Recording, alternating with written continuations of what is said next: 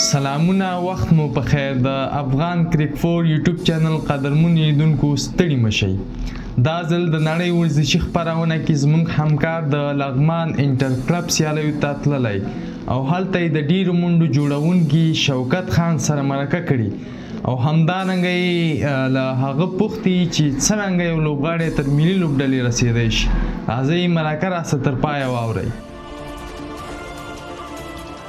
سلامونه ستړي مشئ د افغان کرک فور درنو څارونکو وخت مو په خیر تمه ده تاسو ټول وروغ او جوړ اوسئ او د ژوند چارې به مو ښې روانې وي. ګران لیدونکو دا د لغمان مرکزي لوبغالی دی او ترڅنګ مې د انټر کلب سیالیو ډېرې منډ جوړونکی شوکت ولاړی له ده سره غږیږو چې دغه منډې څنګه خلاص ورکلی وایو. مننه ژوندی اوسې. ډېره مننه شوکت خان په انټر کلب سیالیو کې ډېر ښه ولوبېدلی وروستۍ فاینل لوبه دې هم نن ده نن دې څو منډې جوړ کړې او ټول دې څومره منډې جوړې کړې دي او دغه دې څنګه جوړې کړلې؟ د ټول نه مخکې تاسو ته سلامونه نیکې هیلې خیر راغلی او الحمدلله بس د کوچ مشوره وه او د کورنۍ تشویق وه او د موږ هڅې ولې الحمدلله ښې لوبې مو کړې او لوبډله هم فاینل ته راورسوله. دغه کې د څو سیالۍ ترسره کړې وې څو نیمه سلیزې او څو سلیزې دې ووهلې؟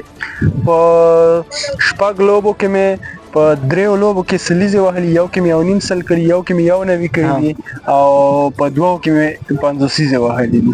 لیدونکو تاسې واره شوکت خان په یوه لوبه کې 1.5 سل منډې جوړې کړې په بله لوبه کې 1.9 او په دوو لوبو کې بیا نیمه سلیزې هم ترلاسه کړي دي.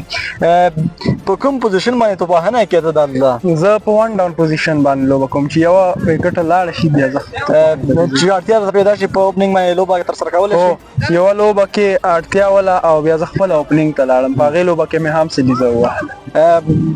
په کوم ډول توپاهنه کې په ښي لاس که په چپ لاسه؟ په ښي لاس باندې.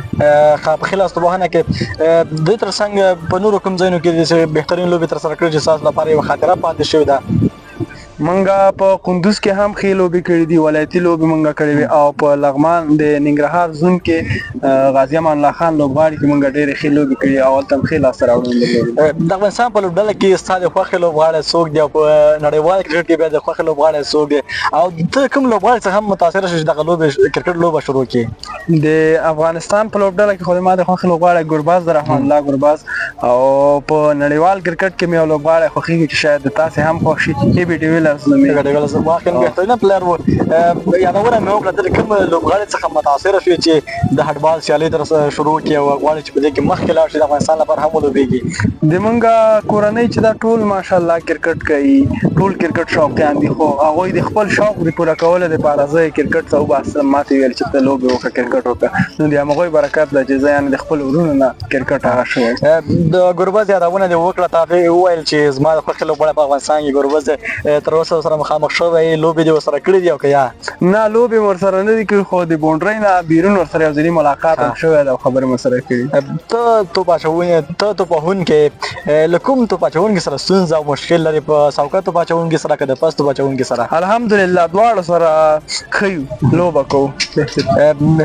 که متاسفانه په یو وخت کې له تا څخه 3 وکټې لاړ شي پریشر قابو کولی شي او خپل لوبډله ته بریا رسولی شي؟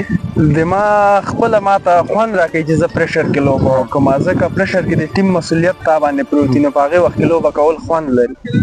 ډېر ښه.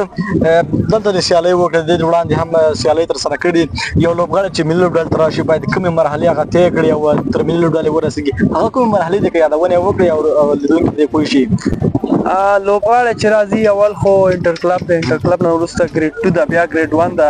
ګریډ 1 داسې یو لیول ده چې هغه نه د افغانستان په ټولو لیګو کې که هغه واقعا که شپږیزی کار څهي په هغې کې ته په ګریډ 1 کې پرفارمنس وکړې ته هغې لوبو کې اخلي نو چې هغې لوبو کې بیا تا پرفارمنس وکړه ته بیا کولی شي ملي ټیم ته راشي. انټر کلب دې کړې د دې وړاندې د کومې انټر کلب سیالۍ ترسره کړي دي که دا د لومړی ځل دی؟ هو 2 ځلې مې مخکې هم دلته لغمان کې انټر کلب ترسره کړی. اوس به تاسې ګریډ 2 ته ځئ او هغې لپاره د کوم پلان نیولی که یا؟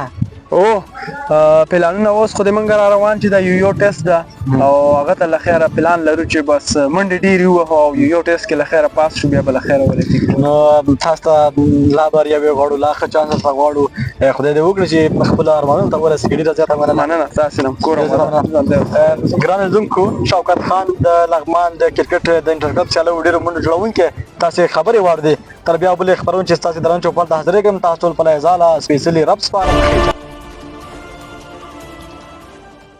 درنو لیدونکو هیله لرم چې خپرونه مو راسته تر پایه لیدلې وي. که د کرکټ اړوند کومه پوښتنه یا نظر لرئ نو کولی شئ چې کمنټ کې راته ولیکئ او زموږ یوټیوب چینل هم سره سبسکرایب کړئ.